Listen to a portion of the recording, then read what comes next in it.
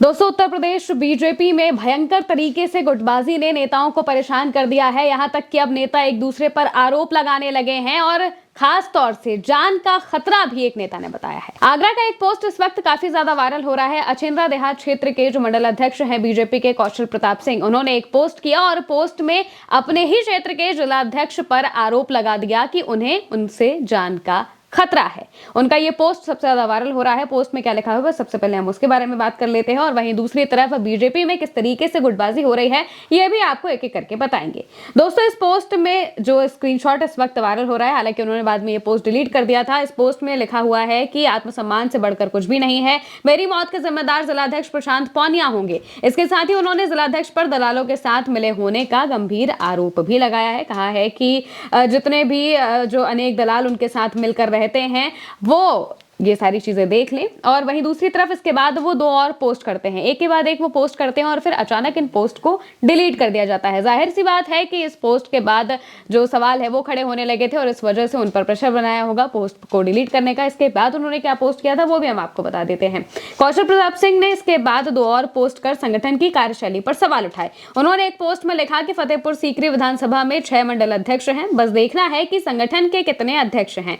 दूसरी पोस्ट में उन्होंने पूछा, देखना है कि संगठन हावी रहता है या फिर पर्सनल लोग। इन पोस्ट ने पार्टी के अंदर की गुटबाजी और मौजूदा कार्यप्रणाली को लेकर चल रही चर्चाओं को और ज्यादा हवा दे दी है। प्रशांत पौनिया इस वक्त आगरा के जो जिलाध्यक्ष हैं वो हैं और जब उनसे इस बारे में सवाल किया जाता है तो वो खुद इसका जवाब नहीं दे पाते हैं। कहते हैं कि मुझे नहीं पता कि नेता ने किन परिस्थितियों में आकर किस वजह से ये पोस्ट किया है। हालांकि उनकी जो भी नाराजगी है वो दूर करने की कोशिश की जाएगी, उनसे बात की जाएगी। अब जहां एक और ये पोस्ट वायरल होता है तो इसके बाद फिर ये पोस्ट डिलीट भी कर लिया जाता है। उनकी तरफ से ये पोस्ट जब कौशल प्रताप की तरफ से डिलीट किया जाता है तो जाहिर सी बात है कि खबरें उड़ने लगती हैं, सवाल उठने लगते हैं कि आखिर बीजेपी के नेताओं में इस तरीके से गुटबाजियां क्यों हो रही हैं।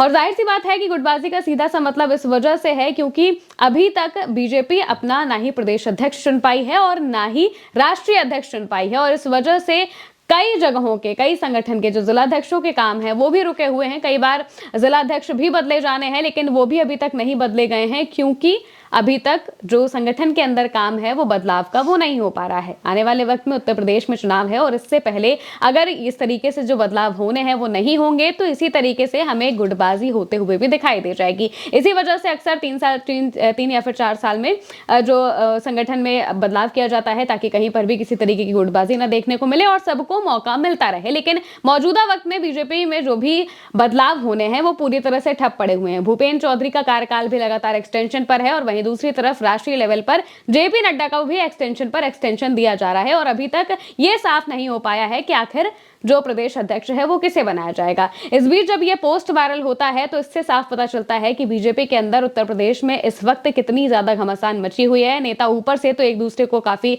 हाय हेलो करते हुए दिख जाएंगे लेकिन अंदर ही अंदर सबके अंदर खुन्नस भरी हुई है और ये चीज डिप्टी सीएम और मुख्यमंत्री के बीच भी देखने को मिलती है। उनको लेकर भी लगातार जो खबरें सामने आती हैं वो बहुत कुछ कहती हैं। हालांकि जब ये पोस्ट वायरल होता है तो इसके बाद सवाल खड़े होने लगते हैं कि आखिर बीजेपी में चल क्या रहा है, आखिर उत्तर प्रदेश भाजपा में क्या चल रहा है, क्योंकि कुछ वक्त में ही जो पंचायत चुनाव है वो आने वाला है और इसके बाद उत्तर प्रदेश का विधानसभा का चुनाव भी है और इसके पहले अगर चीजें ठीक नहीं हुई तो बीजेपी को बहुत ज्यादा मुश्किलों का सामना करना पड़ जाएगा। हालांकि अब देखना होगा कि बीजेपी किस तरीके से इन सब चीजों को संभालती है। फिलहाल के लिए मेरे साथ इस खबर में इतना ही। आप देखते रहिए भारत एक सोच।